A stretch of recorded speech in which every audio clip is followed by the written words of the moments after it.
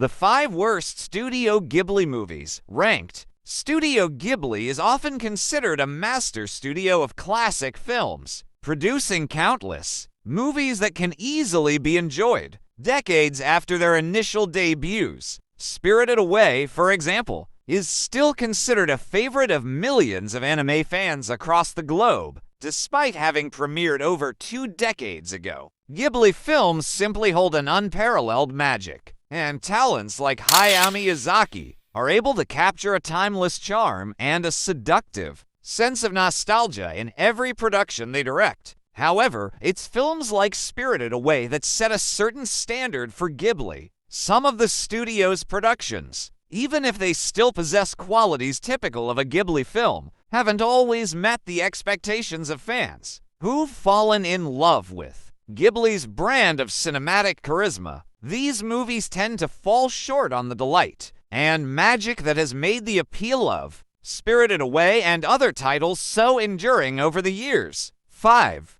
Porco Rosso was a charming film that missed the mark. Written and directed by Hayao Miyazaki, a historical adventure set in the aftermath of World War I, Ghibli's Porco Rosso is a thrilling tale about an ace pilot who becomes the infamous bounty hunter known as Porco Rosso, a name he dons after falling victim to a curse that turned him into a pig. When his precious plane is damaged, Porco reluctantly hires the young and talented Fio Piccolo to handle the repairs and modifications, and her spunk and talent turned out to be everything Porco needed to face the man who gunned him and his plane down in the first place. Released in July of 1992, Porco Rosso earned around $1.3 million in international box offices, becoming one of the lowest-grossing films to come out of Studio Ghibli. It has also become the legendary Hayao Miyazaki's worst-performing film to date, regardless of the fact that it has gained a decent fanbase that appreciates its story. Although an enjoyable film in its own right, with its charismatic main protagonist and equally charming female lead, Porco Rosso's tone felt different from what is generally found appealing about most Ghibli films. The movie wasn't meant for children, as it contained more adult themes. Still, as something geared more toward an adult audience, the story felt lacking.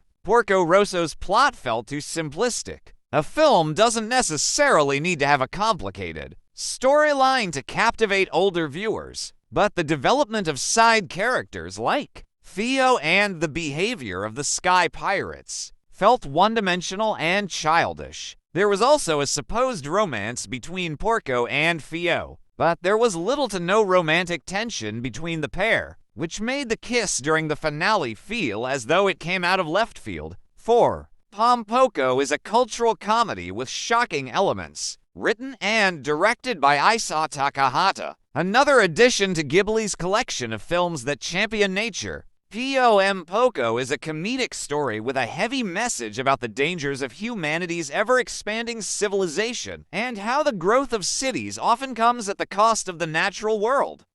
This conflict is presented in the point of view of Tanuki clans who are losing adequate territory and have their livelihoods threatened by the borders of Tokyo encroaching on their lands. Pom Poko is a Studio Ghibli original released in the summer of 1994 and earning about $1.2 million at the box office.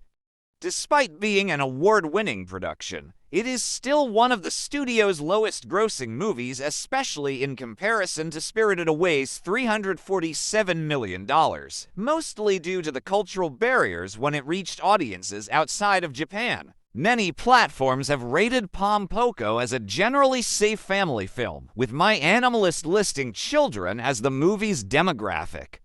However, not only are there depictions of cartoonish violence as well as on-screen deaths that aren't exactly suitable for younger audiences, but the Tanuki are also shown transforming an inappropriate part of their anatomy to aid them in their fierce battles against mankind. Even if watched without the presence of younger viewers, many Ghibli fans in the West found this aspect of the film bizarre.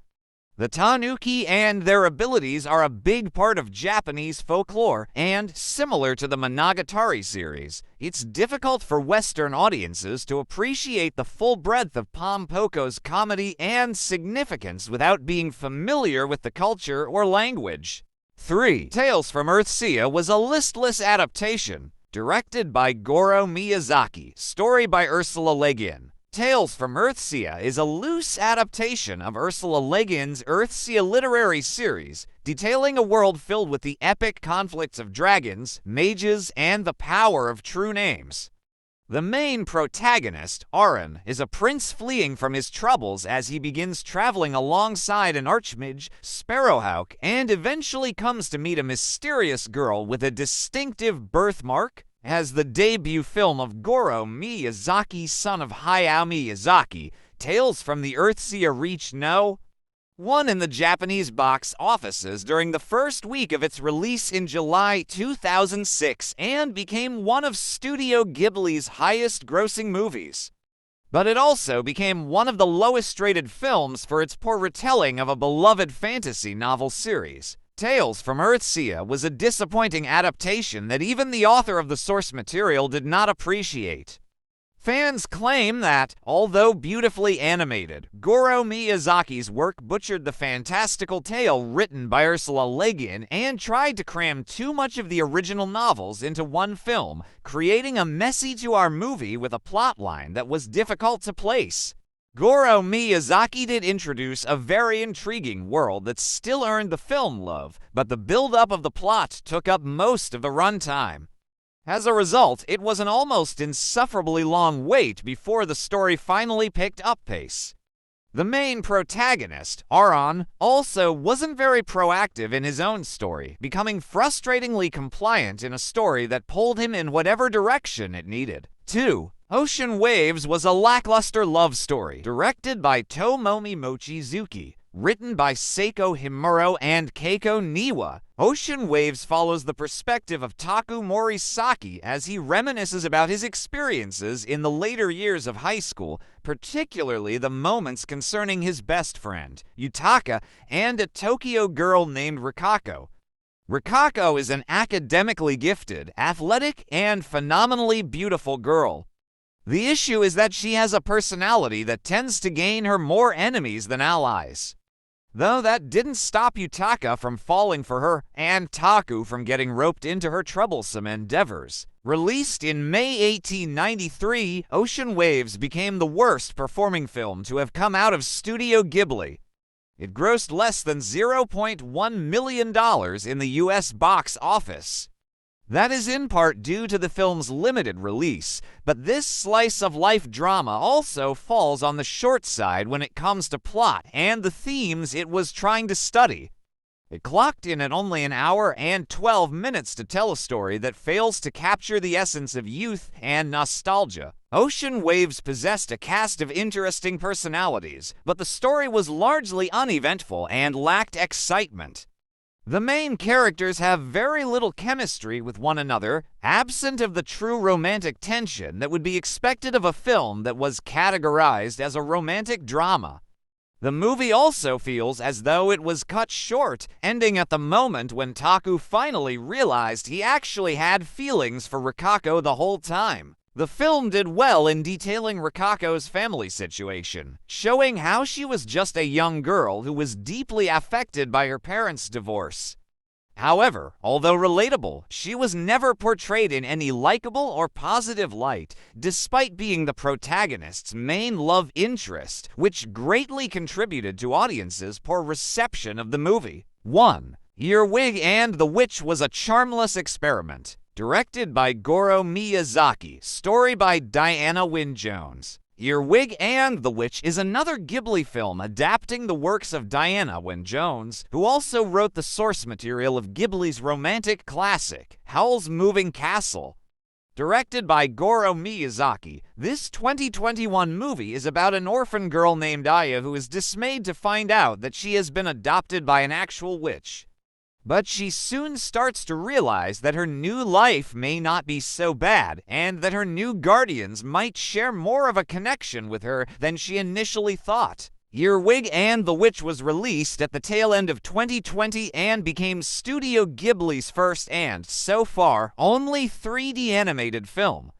It only grossed at around $726,747 worldwide, partially due to the multiple shutdowns across the world in the wake of the COVID-19 pandemic.